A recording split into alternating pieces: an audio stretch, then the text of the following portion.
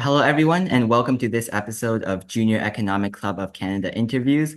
We are a federally registered nonprofit organization led by students committed to promoting learning and interest in the field of economics, business, and finance. Among our various initiatives and activities, we seek to have interviews with expert industry professionals who are so kind enough to share their invaluable knowledge and experiences to us youthful aspiring economists. My name is Andrew Wu, National Director of the Junior Economists, and I will be your host for today's episode. Today, I have the great honor and pleasure to be joined by Stephen Poloz, former governor of the Bank of Canada, special advisor at Osler, and author of the national best-selling book, The Next Age of Uncertainty: How the World Can Adapt to a Riskier Future. Dr. Poloz is one of the world's foremost economists with over 40 years of experience in economic and investment research, forecasting, banking, and policymaking. Dr. Poloz, on behalf of JEC Canada, thank you so much for taking the time to speak with us. We're extremely grateful to have you here. How are you doing? I'm doing great. Thanks very much for having me. Thank you. That's great to hear. I hope our audience is doing good as well. Speaking of which, let's perhaps give them a chance to get to know you a little bit better. And of course, you've had an extensive and successful career in economics. Can you explain to us what initially motivated you to pursue economics and what has kept this passion going? Well, it's not a very fancy story, Andrew. I went to Queen's back in 1974. That's when I went to university. And I went with the intention of becoming a doctor, medical doctor. And that, of course, requires that you take all kinds of science courses and math courses. And they let you have one option, something else, to kind of round yourself out. And I really didn't know what to take that might be interesting. And someone randomly suggested economics because they had enjoyed it when they were in first year. And I thought, yeah, that might be kind of fun. So I signed up for it. And basically, when I got into it, I just fell in love with the idea that you could learn how the world was actually working, around you. And I fell in love enough that although I kept my options open, so I could still apply to med school, when it came time, I didn't apply to med school and decided to stay in economics. I just liked it so much. And my parents were disappointed because they thought I would be a doctor. But anyway, that's okay. Eventually, I became a doctor of a different kind, a PhD in economics. And I never looked back. I've enjoyed every minute of it. And in fact, when I first learned something about economics, the macro side, the Bank of Canada back in 1974, I decided right then and there that I wanted to go all the way in that and become the governor someday. And 40 years later, I did. So that's my story. That's so amazing how you were able to achieve your goals of becoming the governor of the Bank of Canada. Wow, 40 years later after that initial dream, I'm so happy that you were able to do that. Because as somebody interested in pursuing economics myself in university, actually, it's always very interesting to learn what has motivated you and led you to become such a successful economist. So given your experience as the governor of the Bank of Canada, could you perhaps just briefly explain what the Bank of Canada's primary responsibility is and why it is so important in shaping Canada's economy? Sure. Central banks, these days, when we talk about central banks, we usually talk about inflation targeting, keeping inflation under control, which of course is extremely important, but it's a relatively modern idea. Central banks, first were created to kind of be the bank of the government.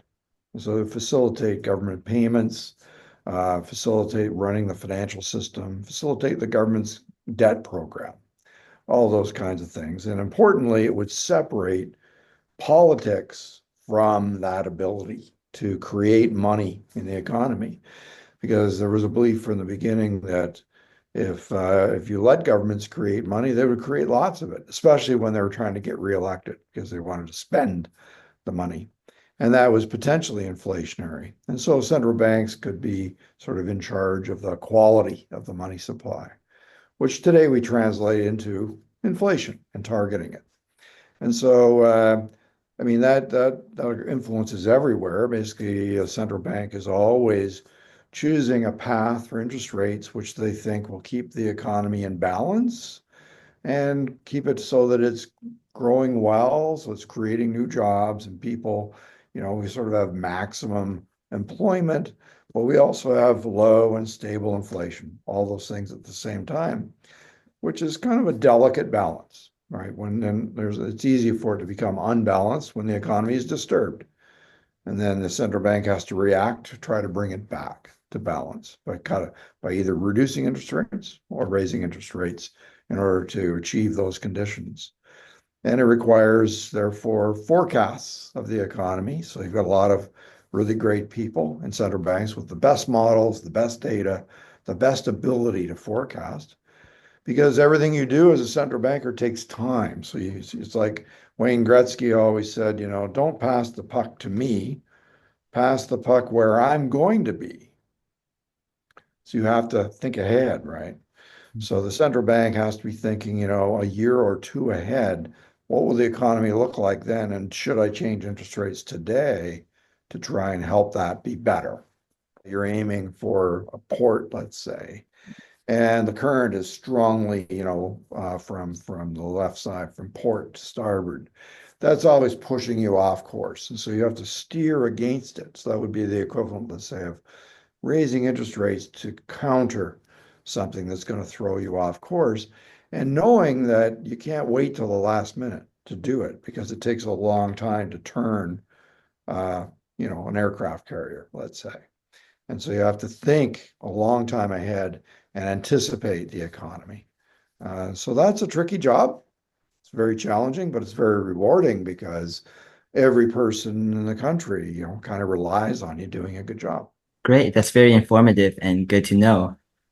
So without further ado, then we can dive into some recent happenings in economics right now.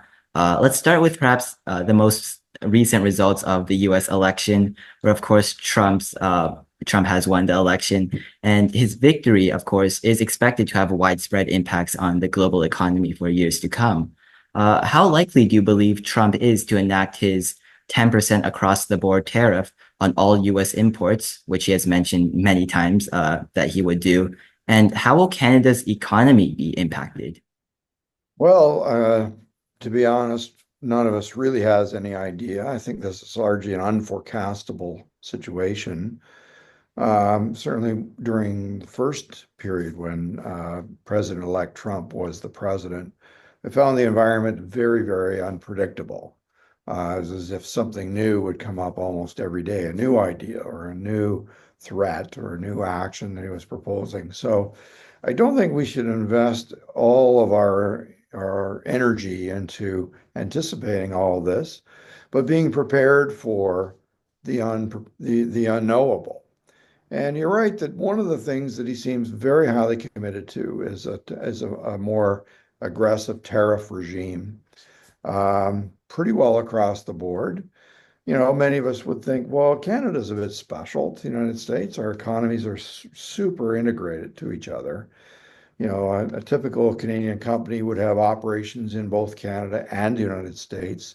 In fact, that's been an active hedge building strategy since Trump's first term, to invest more in your US operations so that if this happens again, you can say, well, that will hurt Canada, but actually it's going to hurt a Canadian company.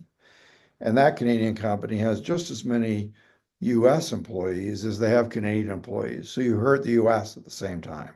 So I think that's going to be an important thing to get on the table early going. So perhaps we can negotiate something that's a little different for Canada. But setting all that aside, the blunt analysis is pretty straightforward. Putting in place tariffs boosts the price of things that are imported into the United States. That's how tariffs work. They try to encourage Americans to buy American stuff instead of imported stuff. So it raises the prices, and that means it'll raise inflation.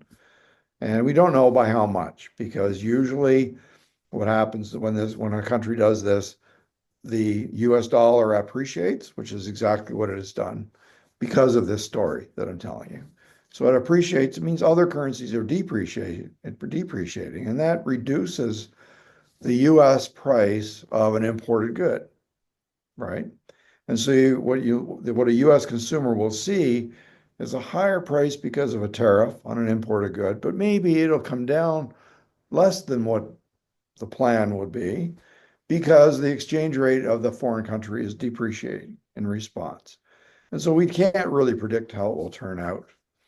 But one thing we do know for sure is that it's an attempt to force more activity to come into the United States and be not done abroad. What we call reshoring. And that would be, trying to counter what I would call Mother Nature. Mother Nature says, globalization is the most efficient way, the lowest cost way for us to run our economies, just like you don't do your own dry cleaning, right, Andrew? So that's you use trade to get your dry cleaning done. Well, because you've got other things to do. And the same thing is true for US companies. Now they're going to be making Barbie dolls that normally are imported from China. I don't know. But one thing I know for sure is if those things do come into the United States to be produced, they'll be produced by machines, not by people. So the attempt to create more jobs in the United States, I think, will basically backfire. That's the way it is. If you're building a factory today to make something like a commodity type good, like say Barbie dolls, they would be robotics that make the Barbie dolls. You wouldn't create very many jobs, if any, in the United States. So I hope that all this becomes as part of the conversation so that it's not as bad. But what I can tell you is it is basically a stagflationary policy. It raises prices while reducing economic growth and employment, and not just in the United States, but everywhere. And therefore, it's not a very attractive route forward. The question is, what do you do about it? If they're going to do it, no matter what the analysis is, then some countries will choose to retaliate with tariffs on American goods. That's what Canada did the last time. That raises prices of, say, bourbon from Kentucky. Price in Canada will go up because of those tariffs, let's say. So it causes stagflation in Canada too, because you're raising prices of everything for everybody. It means they have less purchasing power, and therefore they buy less of everything, and their standard of living goes down. This is what happened during the Great Depression when the US imposed a lot of tariffs. It prolonged the Great Depression in the 1930s, and it's exactly the kind of response that would happen now, I believe. So it's not an attractive route forward for the world or for the United States, in my opinion. So if you mentioned that these tariffs could result in stagflation, not just for the US, but for Canada as well. So Yep. do you believe then that if these tariffs perhaps were to be implemented, it would make the central bank's job of combating inflation a lot more difficult going forward? Yes, it makes it very difficult. You won't remember the early 1970s, but I remember them really well. And that's when we created the term stagflation. Okay, inflation rose to pretty well double digits, like 10 or 12% in the major economies, and unemployment was rising. It was a very unusual situation. So that's when stagflation became a thing. And believe me, that can all happen again. And so you think it would be easy for a central bank just to manage it, but there is no magic solution because controlling inflation means raising interest rates at a time when unemployment is already rising. And so this mix makes it very difficult to make the right policy choices. I think having lived through the 1970s, most central banks would say inflation is public enemy number one. And so they would raise interest rates to prevent the inflation getting a foothold in the economy. And therefore, that would create probably a pretty significant recession around the world, not just a slowdown, because that would be the only way to cause the inflation rate to go down. Importantly, I think also most central banks, most countries would keep their flexible exchange rates. And that would mean letting their currencies appreciate too. Once the US inflation becomes real, other currencies would rise. This was the mistake in the 1970s Canada went on a flexible exchange rate in May of 1970 to avoid importing inflation from the United States. And the Canadian dollar went up so fast, it scared everybody because it was going to really hurt the export sector. And so they kind of tried to moderate how high interest rates went, and that allowed the inflation to leak into Canada. So it's a very, very complicated situation that we're describing, and there's no right route forward. It just means it's probably stagflation is where you end up with some increase in inflation, some increase in unemployment, but nothing too drastic in both directions. Still a very uncomfortable outlook and one that's very much below our potential. Right. So on the topic then of like Canadian economic potential, we do hope that policymakers will be able to address this potential stagflation coming forward. But even as of now, it is quite well known that Canada is currently facing problems with labor productivity and business growth, which has been hurting Canada's economic growth, I believe. Um, what do you believe are the major causes behind these problems, and what can be done to address these issues? Well, there are many, but I would focus on, well, one in particular, and that's the one we just talked about. So starting in around 2015, candidate Trump said during his campaign that he would tear up NAFTA if he became president. And that sort of sent a chill through Canada, a country that's very, very dependent on the rules of trade in order to earn our livelihoods. And so at that point, I think investment in Canada began to weaken. And when Trump became president, he was good on his word. He said, that's it, we're going to renegotiate NAFTA. And it took almost the full term to renegotiate NAFTA. And through all that time, investment in Canada remained weak.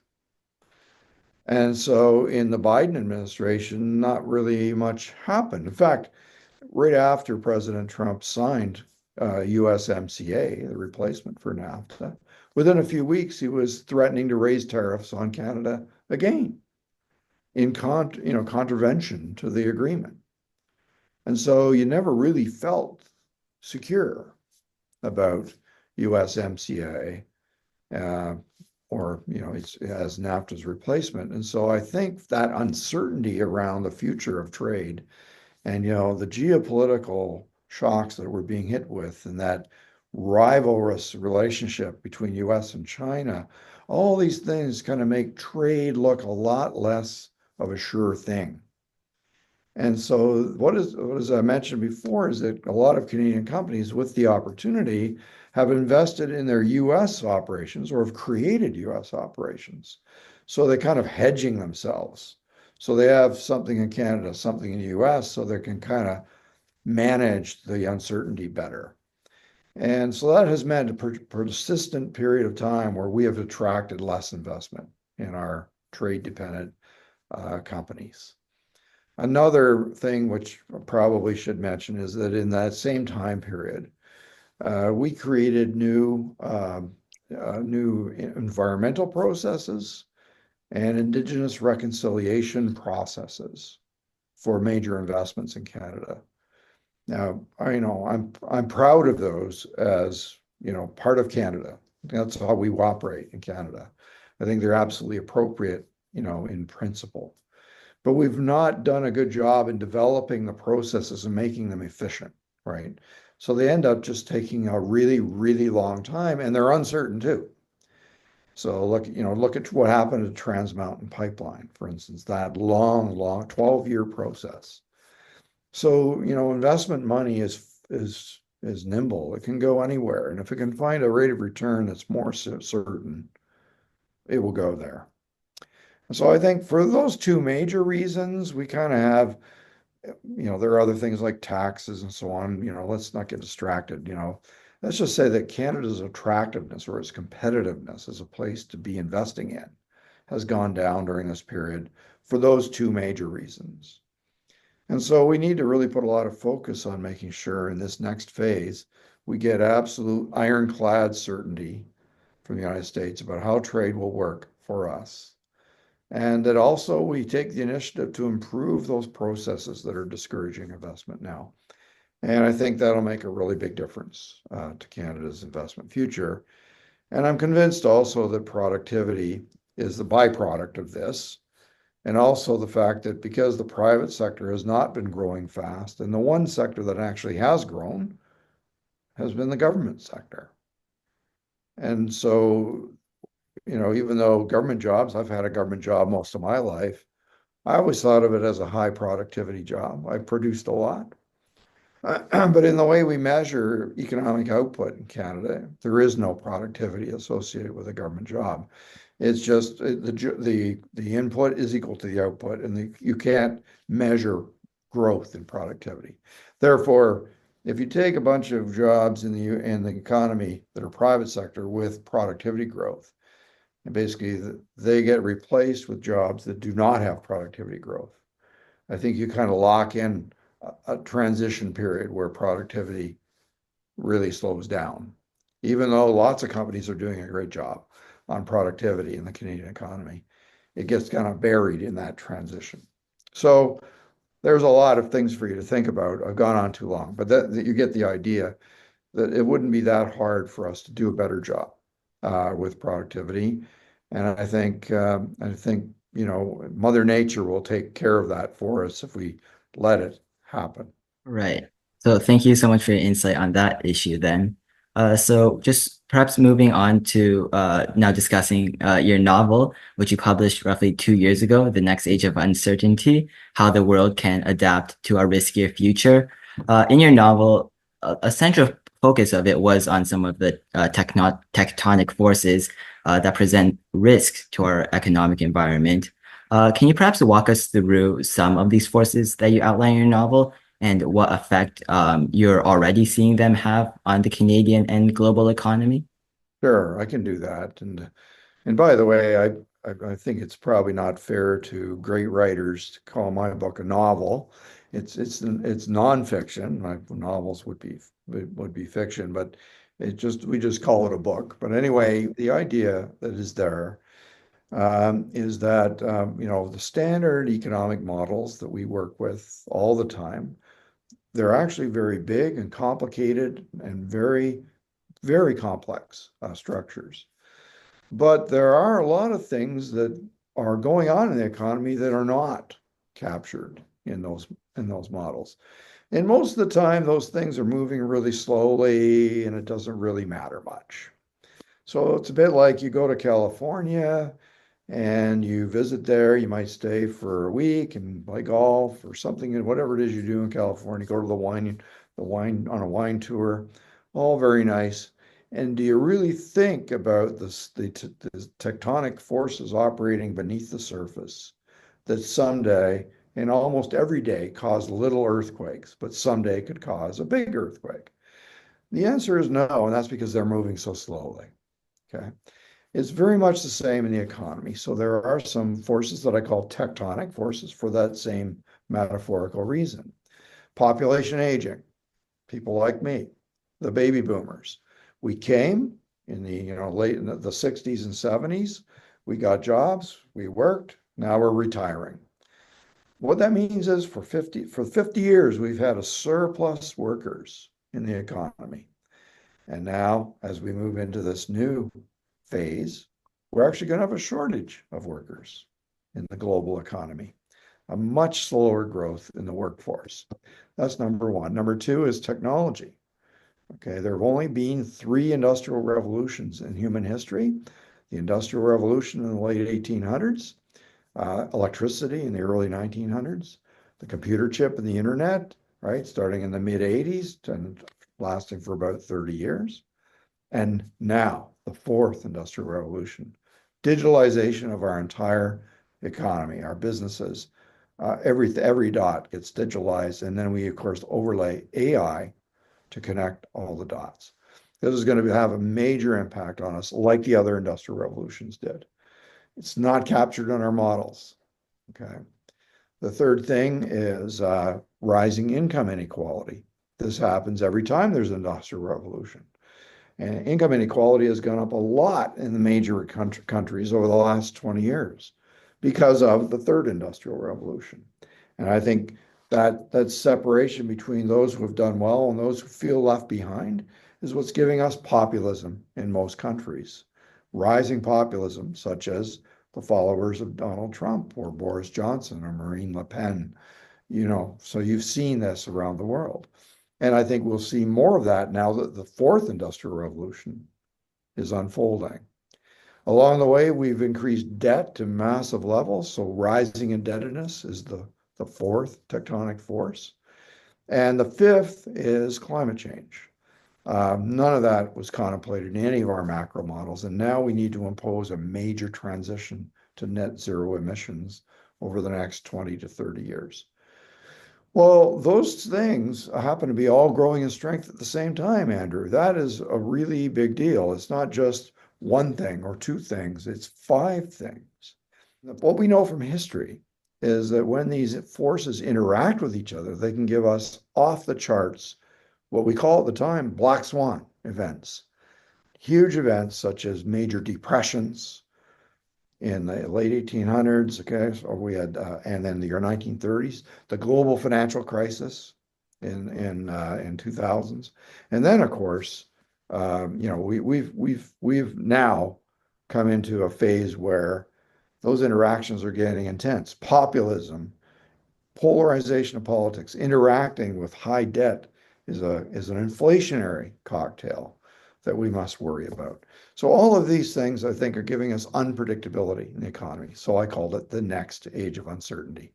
And the last time those conditions were present was really the global financial crisis of one phase, but the one that really comes to mind for me is the early 70s. And that's when John Kenneth Galbraith wrote The Age of Uncertainty, because economics had to be rewritten after the experience we talked about a few minutes ago. And so I think economics will get rewritten again over the next 10 to 20 years. It will then take account of this layer of uncertainty that we will not be able to get rid of. So I believe you mentioned in your novel then that the interaction of all these forces really creates some unpredictable and volatile environments that may leave policymakers unequipped with in their models to project and deal with. And so one of the concerns I believe you also outlined is that they've, especially like with monetary policy and the central bank, and even with the government's use of fiscal policy, they've really already used up a lot of what they had. The government is running some really high budget deficits now, just to deal with COVID. And so do you believe that if we were to experience another black swan event, perhaps similar to COVID or the global financial crisis of 2008, 2009, do you believe that our government and our central banks will be able to handle such a crisis? So why do we get depressions around the industrial revolutions?